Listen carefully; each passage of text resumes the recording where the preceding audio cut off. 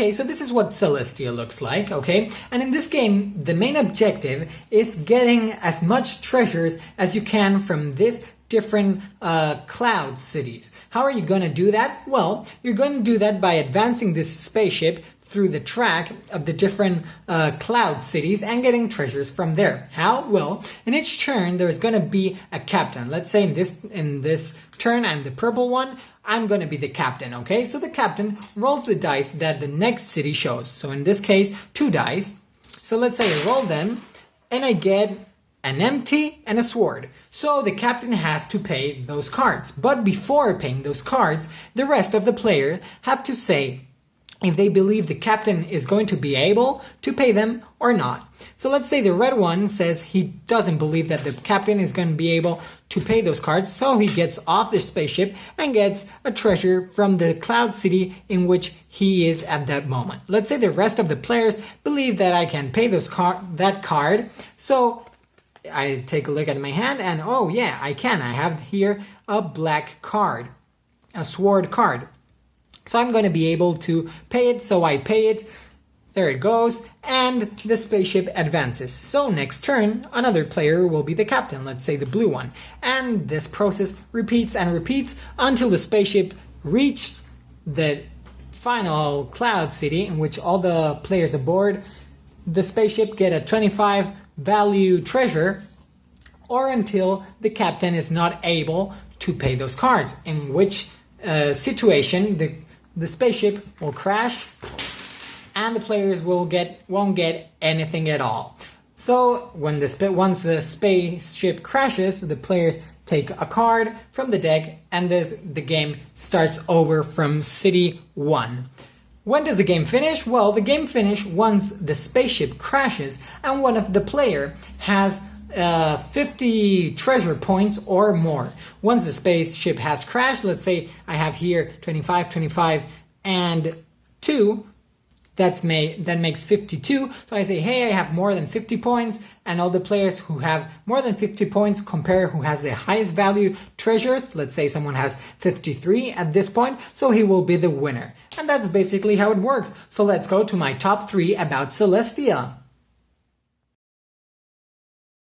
Okay, so the third thing I like the most about Celestia is choosing to crash the spaceship. When you have these wild cards in your hand and you're the captain, you can choose if you're going to spend them or if you're not going to spend them. So then you can choose if the ship will continue advancing or if it will crash. And I like a lot the situation in which you see how many people is still aboard the spaceship. So you say, everyone's aboard. Well, go down and crash the spaceship. Or if there's only one person aboard, you say, okay, I'll pay this wild cards in order to advance. And that's a situation I like a lot. I like a lot that you're able to choose if you're going to spend them or not. The second thing I like the most about Celestia is the artwork. I mean, it's amazing. Look at this. This artwork here is amazing. I mean, it's one of the nicest art designs I've seen in a board game, and I find it really stunning for what a light game. This one is incredible.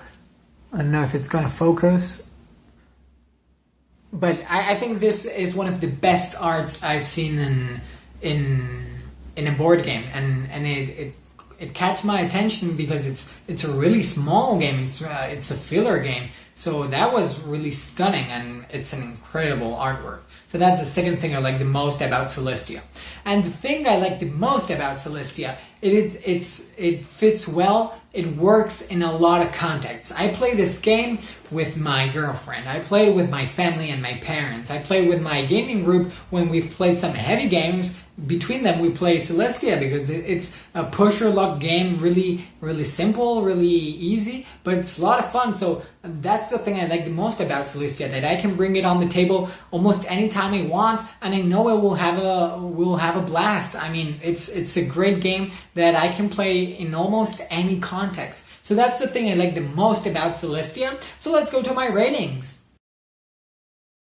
Okay, so for the theme, I'm gonna give Celestia an 8. I'm gonna give it an 8 because you really feel that you're in that ship. And you really want that ship to advance in order to get those high value treasures. I mean, it's really good how you feel in the ship, and when you're the captain, you have that responsibility of making the ship advance and guessing if other players might have the cards. I don't know, it's a game with a really immersive theme. It's a quite silly theme. Okay, you're going on a treasure hunt on cloud cities, but it's really immersive and you really feel that you're in that ship and you want that ship to advance. Of course you want that, and that's the reason I'm giving it an 8 for the theme. For the mechanics, I'm gonna give Celestia a 6 because those are really simple mechanics, rolling the dice, seeing if you have the cards to pay or not to pay. Then you have the special ability cards that, they're okay, there are only 3 kind of special ability cards. So those are rather simple mechanics, but they work well, they work easy, they work fast, and they're really easy to teach. That's the reason I'm giving it a 6. So let's go and take a look at the art and the components. Okay, so for the art and the components, I'm gonna give Celestia a 10 out of 10 because, boy, this game is gorgeous. You have this box that is a little bit big for what the game is, but it's okay because it's really nice and it's really easy to carry. Then you have this cardboard spaceship, which is kind of cool. It felt like a Kinder Egg when I built it.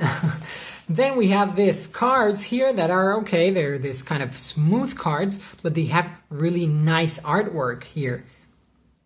You have this one. These are the wild cards. Then you have this one. I don't know, the art is amazing. It's really stunning in this game. Then you have the Cloud City boards, which are the same. They're really, but really amazing. You have this one that's a little bit poor. Then you have this one. I think it's in Alice in Wonderland based theme. You have this one. Then you have they're really gorgeous. They're really nice. I think this is one of the best artwork from a game I have ever seen. This is just amazing. And then the treasure cards you have here, you have some fantasy world references. We have here the Cheshire Cat. I believe these are the magic beanstalks. Then you have the rabbit from Alice in Wonderland clock. You have Willy Wonka's golden ticket. I don't know, this game is really nice, really gorgeous. The components are good. You have this player meeples, which are wooden, really good. You have this chunky plastic dice with the symbols of the cards. I don't know, the components are really good quality. And the art, it's just brilliant. So that's the reason I'm gonna give this game a 10 out of 10 in the art and the components. So let's go to my final rating. Okay, so my final rating for Celestia is going to be an 8. It's going to be an 8 because it's an incredible filler. If you're looking for a fun, quick, easy to teach filler that you can play in almost any context, this is your game. It's incredibly fun, incredibly nice looking, really easy to teach, very good game. I would recommend to you if you're looking for a filler or an easy game. So I'm gonna give Celestia a filler seal of excellence. Thanks so much for watching the Dice Tower videos. Find more great videos and reviews as well as our top-rated audio podcast at Dicetower.com. You can also find other great shows at Dicetowernetwork.com. I'm Eric Summerer, and you've been watching The Dice Tower. The Dice Tower is sponsored by Cool Stuff Inc., where you can find great games for great prices. Cool stuff in stock. Check them out at CoolStuffInc.com.